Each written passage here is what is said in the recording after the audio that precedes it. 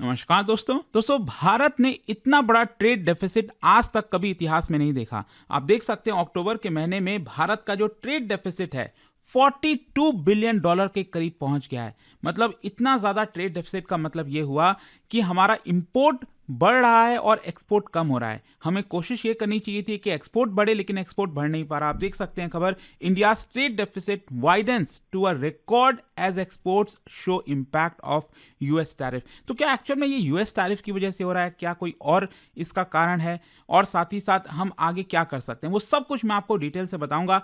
चलिए आगे बढ़ते। पहले आप सबको बता दूं कि आप में से जो भी लोग यूपीएससी 2026 में प्रीलिम्स देने वाले हैं, हमारा अभी अभी जो बैच है सक्सेस इन प्रीलिम्स, जो क्रैश कोर्स होता है प्रीलिम्स का, जिसके अंदर live classes, previous year question, C SAT, current affair, ये सब कुछ आपको मिलेगा। लिंक कमेंट सेक्शन में दिया हुआ है, आपको यूज करना है ये कोड अंकित लाइव मैक्सिमम डिस्काउंट के लिए। चलिए शुरुआत करते हैं। देखिए, सबसे पहले तो मैं आपको बैलेंस ऑफ पेमेंट के बारे में बताता हूं ताकि ये पूरा टॉपिक आपको अच्छे से समझ में आ जाए। जब हम बैलेंस ऑफ पेमेंट कहते हैं तो बेसिकली इसमें दो तरह के अकाउंट्स अक्सर आपने सुने होंगे। एक होता है करंट अकाउंट और दूसरा होता है कैपिटल अकाउंट।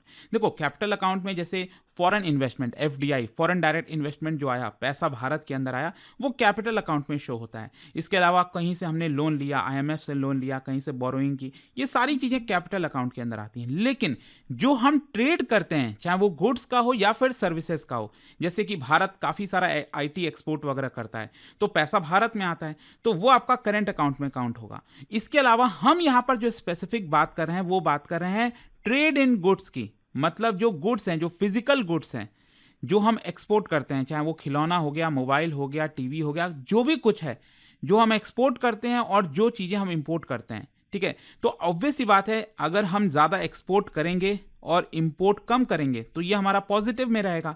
तो इसका मतलब ये हुआ कि ट्रेड सरप्लस है। लेकिन अगर हम एक्सपोर्ट कम कर रहे हैं, इंपोर्ट ज्यादा कर रहे हैं, तो इसको हम कहते हैं ट्रेड डेफिसिट। तो ध्यान रखिएगा, जब हम ट्रेड डेफिसिट कहते हैं ना, तो हम सिर्फ फिजिकल गुड्स की बात कर रहे हैं। मतलब यहां पर जो फिजिकल गुड्स होता है, जो एक्सपोर्ट इंपोर्ट होता है, उसमें जो डिफरेंस है उसको हम ट्रेड डेफिसिट कहते हैं। और बाकी की चीजें अलग होती हैं, वो करंट अकाउंट में ही आती हैं, लेकिन वो ओवरऑल सर्विसेज वगैरह हम बाकी चीजों में देखते हैं। अब भारत का नॉर्मली क्या होता है ना, हमेशा ट्रेड डेफिसिट ही देखने को मिलता है। हमारा कभी ट्रेड सरप्लस नहीं होता है। बहुत हार्डली कभी कोई महीना होता है जहां पर हम ट्रेड सरप्लस हो जाएं, भारत ज्यादा एक्सपोर्ट करें, इंपोर्ट कम करें। लेकिन ओवरऑल अगर आप देखोगे ना, क्योंकि हमारा सर्विसेज काफी स्ट्रांग है, हम आईटी एक्सपोर्ट, बहुत सारी चीजें एक्सपोर्ट करते हैं, जिसकी वजह से हमारी चीजें आपका एक प्रकार से पॉजिटिव में जाने लगती हैं। और क्योंकि कैपिटल अकाउंट में भी यहाँ पर काफी पैसा आता है रेमिटेंस के थ्रू, बाकी कई सारी चीजों में। हाँ, रेमिटेंस ध्यान रखिएगा, ये भी करंट अकाउंट में आएगा। ये प्राइवेट ट्रांसफर पेमेंट आप देख रहे हो ना, गिफ्ट, रेमिटेंसेज, ये सब भी आपका करंट अकाउंट में आता है। तो इतना सारा पैसा भारत के अंदर क्योंकि आता है, निवेश लोग करते हैं, जिसकी वजह से हमारा ये पॉजिटिव चला जाता है। लेकिन अगर आप सिर्फ ट्रेड की बात करें तो हमारा ट्रेड डेफिसिट रहता है। तो अक्टूबर के महीने में हुआ क्या है? अक्टूबर के महीने में यह हुआ है, जो मर्चेंडाइज एक्सपोर्ट है, वही हम गुड्स की बात कर रहे हैं, जो हमारा एक्सपोर्ट है वो एक्चुअली नीचे चला गया है। कितना? 11.8%। मतलब 2024 के अक्टूबर महीने में जितना हमने एक्सपोर्ट किया था, उसके मुकाबले 2025 के अक्टूबर के महीने में हमारा एक्सपोर्ट 11.8% नीचे गया है, और ये पहुंच गया है 34.38 बिलियन डॉलर। और वहीं दूसरी तरफ अगर हम इंपोर्ट की बात करें तो ये 16% से ज्यादा बढ़ गया है। आप सोच रहे हो कितना ज्यादा उछाल देखने को मिल रहा है। जो हमने 2024 में अक्टूबर के महीने में इंपोर्ट किया था, उसके मुकाबले 16% इंक्रीज हुआ है, 76 बिलियन डॉलर ये पहुंच गया है। अगेन आप देख सकते हैं, एक्सपोर्ट हमारा ये नीचे गया है, ये अगर आप ध्यान से देखेंगे, ठीक है, अक्टूबर के महीने में। वहीं दूसरी तरफ इंपोर्ट आप देखिए, इंपोर्ट अचानक से शार्प राइज आपको देखने को मिलेगा यहाँ पर, राइट। तो ये जो है ना, ये दिखाता है कि हमारा इंपोर्ट बढ़ रहा है, एक्सपोर्ट नीचे जा रहा है। तो जाहिर सी बात है, अगर हमारा एक्सपोर्ट कम होगा, इंपोर्ट ऊपर जाएगा, तो ट्रेड डेफिसिट तो और ज्यादा बढ़ेगा ना। और आप देख सकते हैं कि अक्टूबर में ट्रेड डेफिसिट ये 41.68 बिलियन डॉलर पहुंच गया। मतलब आप इसको माइनस कर दो, 76.06 माइनस 34.38, तो ये आंकड़ा आपको मिल जाएगा। तो अगेन आप देख सकते हैं यहाँ पर ट्रेड डेफिसिट में अचानक से एकदम शार्प इंक्रीज आपको देखने को मिलेगा, जो कि अगेन एक डेंजर लेवल है, क्योंकि आज तक कभी भी इतना ज्यादा ट्रेड डेफिसिट भारत को कभी देखने को नहीं मिला। अच्छा, यहां पर अब क्वेश्चन ये आता है कि इसका मेन कारण क्या है, मतलब एक्सपोर्ट क्यों कम हुआ और इंपोर्ट क्यों ज्यादा हुआ। एक्सपोर्ट की अगर हम बात करें, जो 11.8% कम हुआ है, बेसिकली इसमें अगर आप देखोगे इंजीनियरिंग गुड्स, ये हम जो एक्सपोर्ट करते थे उसमें 16% की गिरावट आई है। जेम्स एंड ज्वेलरी जो हम एक्सपोर्ट करते थे उसमें 29.5% की गिरावट आई है। तो इन सब के कारण यहाँ पर हमारा एक्सपोर्ट तेजी से नीचे गया है।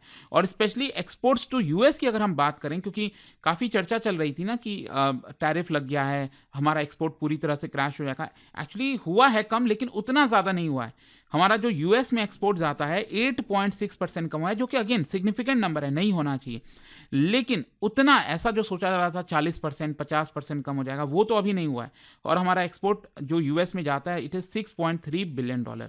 अच्छा, गवर्नमेंट यहाँ पर ये पॉइंट आउट कर रही है कि देखो इसका बेस इफेक्ट भी देखने को मिलता है, क्योंकि अक्टूबर 2024 में क्या हुआ था, हमारा एक्सपोर्ट काफ़ी अच्छा खासा ऊपर चला गया था। तो अगर आपका पिछले साल एक्सपोर्ट ऊंचा गया है काफ़ी ज़्यादा, तो इस बार शायद वो आपको परसेंटेज वाइज देखने को नहीं मिलेगा। इसी की वजह से क्या है कि यहाँ पर ये एक्सपोर्ट फॉल में भी आपको देखने को मिल रहा है। खैर, अब क्वेश्चन ये आता है कि फिर इंपोर्ट क्यों बढ़ गया? तो इंपोर्ट हमारा बढ़ा है 16% से ज़्यादा, और इसका सबसे बड़ा कारण है गोल्ड एंड सिल्वर।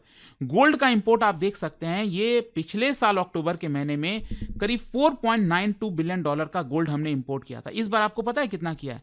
$14.72 बिलियन, 200% से भी ज़्यादा। 200 क्या, 300% ऑलमोस्ट, आप समझिए। तो ये आपको देखने को मिल रहा है कि गोल्ड में ये जो हमने इंपोर्ट किया है ज़्यादा, ये एक बड़ा कारण है। दूसरा, सिल्वर का भी इंपोर्ट करीब 500% से ज़्यादा इंक्रीज हुआ है। तो गोल्ड में जिस तरह से दाम वगैरह बढ़े, फेस्टिवल का भी सीज़न था, फिर इसके अलावा raw material, cotton waste, fertiliser, sulphur हो गया। तो फेस्टिव सीज़न डिमांड की वजह से कंजम्पशन वगैरह आपने देखा होगा, सरकार ने कंजम्पशन टैक्स भी कम किया, जीएसटी वगैरह। तो इन सब के कारण बताया जा रहा है कि यहाँ पर जो हमारा इंपोर्ट है वो अचानक से बूस्ट हो गया। और इंटरेस्टिंगली मैं आपको बता दूं, कई लोग सोचते हैं कि जैसे क्रूड ऑयल, क्योंकि सबसे ज़्यादा पैसा हमारा क्रूड ऑयल में जाता है, तो ऐसा नहीं है। क्रूड ऑयल एक्चुअली अक्टूबर के महीने में हमने कम इंपोर्ट किया है। 2024 में अक्टूबर के महीने में हमने क्रूड ऑयल की वैल्यू जो इंपोर्ट की थी वो थी $18.9 बिलियन, जो कि गिरकर हो गई है $14.8 बिलियन। लेकिन गोल्ड, सिल्वर और बाकी के आइटम्स इतना ज़्यादा हमने इंपोर्ट किया, जिसकी वजह से ओवरऑल जो इंपोर्ट है वो 16% से ज़्यादा बढ़ गया है।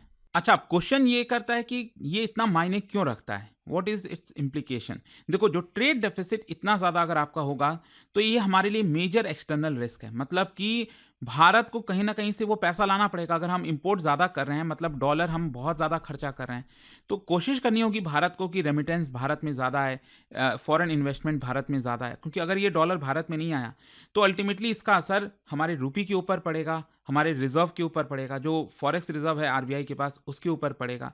तो यहाँ पर ये दिखाता है कि एक प्रकार से स्ट्रक्चरल चेंजेस हो रहे हैं ग्लोबल इकोनॉमी में। एक्सपोर्ट के अंदर हम कहीं ना कहीं हम अपना जो कॉम्पिटिटिवनेस है वो लूज़ कर रहे हैं। ग्लोबल डिमांड में भी स्लो डाउन आ रहा है। यूएस के द्वारा टैरिफ लगाया गया, उसका भी असर है। और जहाँ तक इंपोर्ट साइड का सवाल है, तो देखो क्या है ना कि अगर मान लो हम इंपोर्ट करा भी रहे हैं ज़्यादा, लेकिन अगर अच्छे चीज़ों में कराएं, जैसे मशीनरी वगैरह हम मंगाएं। अब मशीनरी अगर हम इंपोर्ट कराएंगे, उसमें पैसा खर्च करेंगे, तो हम भारत में और प्रोडक्शन करेंगे उस मशीन से। लेकिन हो क्या रहा है कि हम नॉन प्रोडक्टिव इंपोर्ट कर रहे हैं, जैसे गोल्ड, सिल्वर। अब ये प्रोडक्टिव थोड़ी है, गोल्ड मंगाकर आप क्या दूसरा आइटम बनाओ। तो ये एक बहुत बड़ा प्रॉब्लम है यहाँ पर कि इंपोर्ट जो हम कर रहे हैं वो नॉन प्रोडक्टिव इंपोर्ट है। सो पॉलिसी मेकर्स के लिए बहुत बड़ा चैलेंज हो गया है कि वो उनको बैलेंस करना पड़ेगा, क्योंकि भारत में डिमांड भी बढ़ाना है। जब आप डिमांड बढ़ाओगे तो इंपोर्ट अपने आप बढ़ जाएगा, लेकिन साथ ही साथ आपको एक्सपोर्ट भी इंक्रीज करना है। तो उसको कैसे बैलेंस किया जाए, ये एक बड़ा चैलेंज है। अच्छा, यहाँ पर एक और चीज़ मैं आपको बताता हूँ। अगर आप पूरे इस फाइनेंशियल ईयर का देखोगे, अप्रैल से लेकर अक्टूबर तक का, तो शायद उतना डिफरेंस नहीं है, क्योंकि अप्रैल से अक्टूबर तक का जो एक्सपोर्ट है हमारा, वो 0.63% बढ़ा है। और वहीं हमारा इंपोर्ट की बात करें तो 6% बढ़ा है। तो पूरा अभी तक का अगर आप आंकड़ा देखो तो ठीक ठाक चल रहा है, लेकिन अक्टूबर के महीने में इतना ज़्यादा अचानक से इंक्रीज हो गया इंपोर्ट, और एक्सपोर्ट डाउन हो गया, जिसकी वजह से ये रिकॉर्ड ट्रेड डेफिसिट में चला गया। अब व्हाट नेक्स्ट, देखो अब आगे देखना होगा कि नवंबर दिसंबर के महीने में ग्लोबल डिमांड अच्छा होता है कि नहीं, क्योंकि ग्लोबल डिमांड बेटर होगा तो हम एक्सपोर्ट कर पाएंगे। ट्रेड पॉलिसी फ्रिक्शन होता है क्या, मतलब क्या डोनाल्ड ट्रंप और टैरिफ वगैरह लगाएंगे, क्या होगा पता नहीं। इसके अलावा इंपोर्ट सर्ज, मतलब कि क्या भारत और गोल्ड मंगाएगा, वो भी देखना होगा। अभी तो क्या फेस्टिव सीजन की वजह से हो सकता है गोल्ड हमने मंगाया हो। फिर इसके साथ साथ सर्विसेज भारत का कैसा रहेगा, रेमिटेंसेज अच्छा आएगा कि नहीं। अगर रेमिटेंसेज सर्विसेज अच्छा रहा तो ये ऑफसेट कर देगा। जो हमें डॉलर खर्च हुआ है वो डॉलर वापस भारत में आ जाएगा। फिर इसके अलावा करेंसी और एक्सटर्नल बैलेंस का बिहेवियर कैसा रहता है, रुपी वीक होता है कि नहीं, बहुत सारे इफ्स एंड बट्स हैं, बट लेट्स सी। इसके अलावा मैं आपको ये भी बता दूं, ये जो भारत का फॉरेक्स रिजर्व आप देखोगे तो ये ऑलरेडी नीचे की तरफ चला गया है, $687 बिलियन पहुंच गया है। तो क्या ये फर्दर नीचे जाएगा? अगर इसी तरह का ट्रेड डेफिसिट रहा तो ये फर्दर नीचे जा सकता है। तो ये पूरा वीडियो था दोस्तों, आई होप कि आपको अच्छे से डिटेल में समझ में आ गया होगा। जाने से पहले एक बहुत ही इंटरेस्टिंग क्वेश्चन, क्या बता सकते हो भारत का करंट अकाउंट बैलेंस ये कब वर्स होता है? मतलब इनमें से किस वजह से भारत का करंट अकाउंट बैलेंस खराब हो सकता है, ये दोनों आइटम में? तो आप इसका राइट आंसर आप सब जानते हैं, मेरे इंस्टाग्राम पर तो मिलेगा ही, वहां पर अगर आप नहीं हो कोई बात नहीं, टेलीग्राम से ले सकते हैं इसका सही उत्तर। और दोस्तों जैसा मैंने आपको बताया, अगर आप यूपीएससी की तैयारी कर रहे हैं 2026 का, तो ये जो सक्सेस इन प्रीलिम्स प्रोग्राम है ये काफी हेल्पफुल होगा। Use this code Ankit live maximum discount के लिए, और ये कमेंट सेक्शन में फोन नंबर भी दिया है, यहाँ पर लिंक है, सब कुछ है, ये आप कॉल कर सकते हैं, मेरी टीम आपको अच्छे से गाइड कर देगी। दोस्तों UPSC 2027 foundation batch officially start हो चुका है उन एस्पिरेंट्स के लिए जो 2027 अटेम्प्ट को टारगेट कर रहे हैं। यह बैच आपको 0 से लेकर एडवांस लेवल तक प्रीलिम्स, मेंस और इंटरव्यू हर स्टेज पर कंप्लीट क्लैरिटी देता है। इस बैच में आपको मिलता है टॉप फैकल्टीज का full guidance, 1-on-1 personal mentorship, complete test series और साथ ही प्रीलिम्स क्लियर करने पर full fee refund. Monthly toppers को मिलता है 11,000 रुपीज का कैश रिवॉर्ड। अब बात करते हैं प्राइस की। UPSC 2027 long term foundation batch सिर्फ 18,999 से अवेलेबल है।